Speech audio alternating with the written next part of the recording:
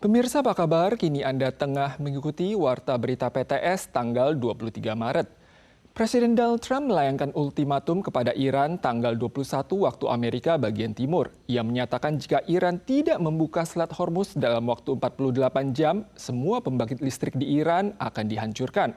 Iran kemudian menanggapi jika Amerika berani membombardir pembangkit listrik setempat, mereka akan menutup Selat Hormuz secara total. Presiden Amerika Serikat Donald Trump memberikan ultimatum kepada Iran mengancam akan menghancurkan pembangkit listrik Iran bila mereka tidak membuka Selat Hormuz dalam waktu 48 jam. Namun, hal ini justru memicu tanggapan yang lebih keras dari Iran. در خصوص نیروگاه‌های ایران بلافاصله اقدامات تنبیهی انجام خواهد شد.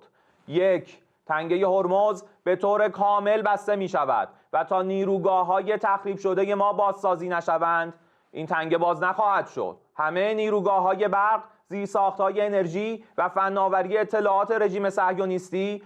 Otoritas Tehran menyatakan semua fasilitas energi Amerika Serikat di kawasan Teluk, termasuk pembangkit listrik di negara yang menampung pangkalan militer AS, akan menjadi target serangan.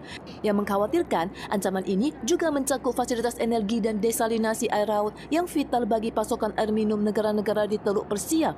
Sementara itu, akses Selat Hormuz kini hanya dibuka bagi kapal sekutu Iran, sedangkan kapal yang dianggap musuh dilarang melintas. Meski India dan Pakistan telah memperoleh izin lewat negosiasi, sebagian besar kapal masih tertahan di Selat Hormuz. Amerika Serikat dan Israel menyatakan kemampuan Iran untuk memproyeksikan kekuatan keluar wilayahnya melemah setelah mengalami serangan udara intensif selama 3 minggu. Namun pada 20 Maret, Tehran meluncurkan rudal balistik jarak jauh ke pangkalan militer gabungan AS Inggris di Samudra Hindia. Aksi ini memperbesar risiko meluasnya konflik hingga keluar kawasan Timur Tengah. Perang antara Amerika dan Iran yang tak kunjung mereda telah menimbulkan keprihatinan di antara kalangan PMI yang hadir dalam acara perayaan Idul Fitri di Taman Taan, Kota Taipei hari Minggu kemarin. Selain berkumpul bersama teman dan kerabat dalam suasana hangat silaturahmi, para PMI juga tidak lupa memanjatkan doa agar perang dapat segera berakhir.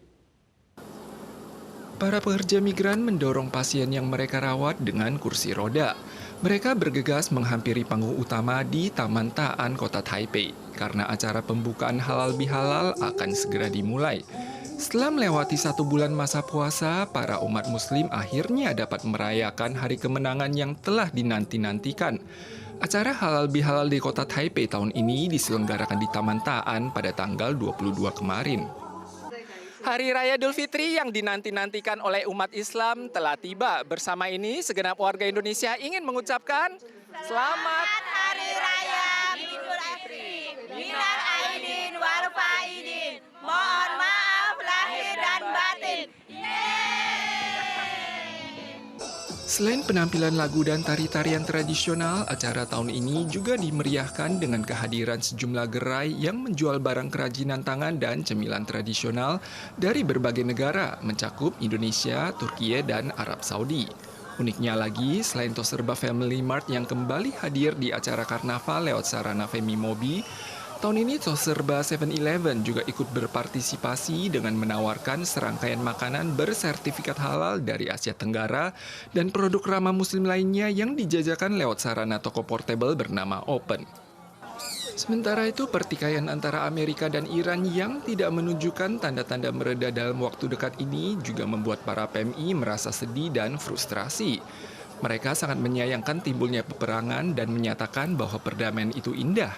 Bulan suci Ramadan yang penuh berkah ini tidak seharusnya dirusak oleh perang yang diluncurkan demi kepentingan pribadi atau kalangan tertentu. Sangat disayangkan sekali. Semoga semua baik-baik aja. Karena kalau perdamaian itu sangat indah gitu loh. Kita itu sangat disayangkan ya, dengan perang itu kan kita tidak bisa jadi nggak damai gitu ya. Inginnya kita itu damai-damai aja. Selain itu, ribuan umat muslim yang berasal dari seluruh penjuru kota Taipei berkumpul di Sun Yat-sen Memorial Hall pada Sabtu pagi minggu lalu untuk menghadiri acara takbiran. Para jemaah bersila di lapangan dan menjalani ibadah sholat bersama. Namun di sela-sela kegembiraan Idul Fitri, para PMI Muslim di Taiwan juga memanjatkan doa bagi para korban perang dan berharap agar perang antara Amerika Serikat dan Iran akan segera berakhir.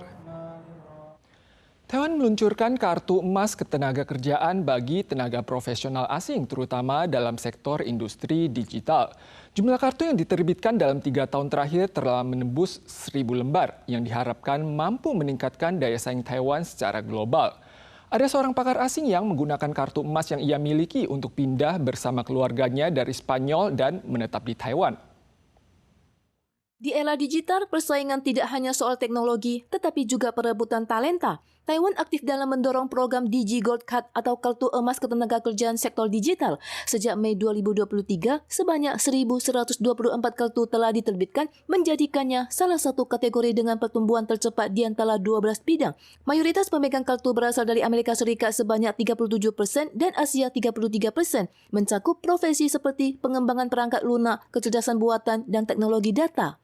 企业很多的国际友人非常的希望透过数位就业金卡的部分来到台湾，能够非常快速的、频繁的进出台湾，并且跟台湾的伙伴们一起来工作。 Seorang pakar IoT pindah bersama keluarganya dari Spanyol untuk menetap di Taiwan melalui kartu emas. Untuk menarik lebih banyak talenta internasional, Taiwan memberi kebebasan bagi pemegang kartu untuk bekerja, berpindah kerja hingga memulai usaha serta terdaftar dalam sistem ASKES. Tak sedikit pemegangnya merupakan sosok pengambil keputusan pada perusahaan multinasional. Salah satunya CEO perusahaan drone asal Malaysia, Li Xuan, yang memilih Taiwan saat mencari rantai pasokan di luar Tiongkok dan kini telah menjalin kerjasama dengan industri lokal dalam hal desain dan manufaktur chip. 有数位金卡的话呢，就感觉上会很方便，而且跟厂商谈的话，我就可以讲说，我是半个台湾人我也是很喜欢的，就是台湾的科技很发达，它不是好像那种很人造的发达，还是很有人情味。 Melihat keunggulan Taiwan yang memadukan teknologi tinggi dengan nilai kemanusiaan, banyak talenta digital internasional memilih untuk menetap di Taiwan. Kartu emas membuat para talenta digital ini tidak lagi merasa sendirian di Taiwan dan SDM yang menjadi kekuatan lunak juga terus memperkuat daya saing Taiwan.